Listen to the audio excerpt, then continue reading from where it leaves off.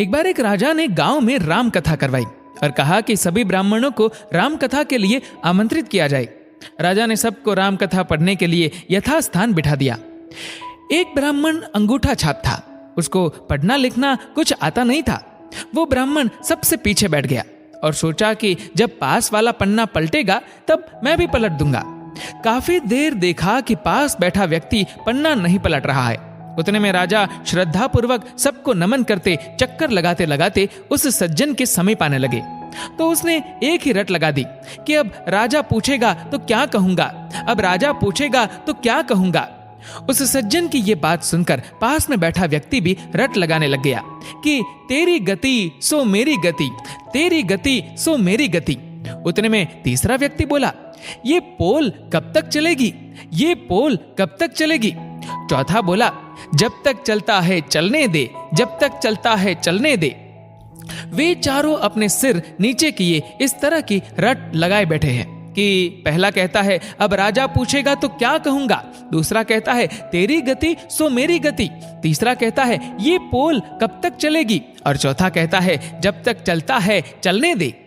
जब राजा ने उन चारों के स्वर सुने, राजा ने पूछा कि ये सब क्या गा रहे हैं, ऐसे प्रसंग तो रामायण में हमने पहले कभी नहीं सुना।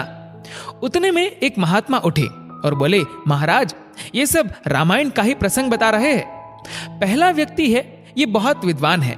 ये बात सुमन ने अयोध्या कांड में कही।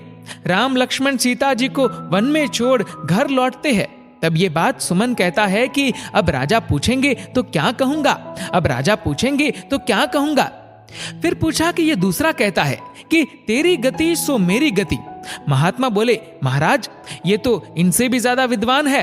किष्किंधा कांड में जब हनुमान जी राम लक्ष्मण जी को अपने दोनों कंधों पर बिठाकर सुग्रीव के पास गए, तब ये बात राम जी ने कही थी कि सुग्रीव तेरी गति सो मेरी गति, तेरी पत्नी को बाली ने रख लिया और मेरी पत्नी का रावण ने हरण कर लिया।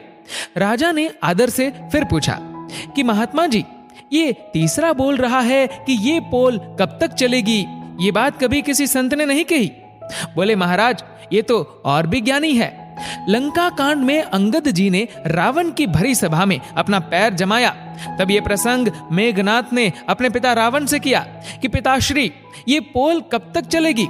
पहले एक वानर आया और वो हमारी लंका जलाकर चला गया और अब ये कहता है कि मेरे पैर को कोई यहाँ से हटा दे तो भगवान श्री राम बिना युद्ध किए वापस लौट जाएंगे।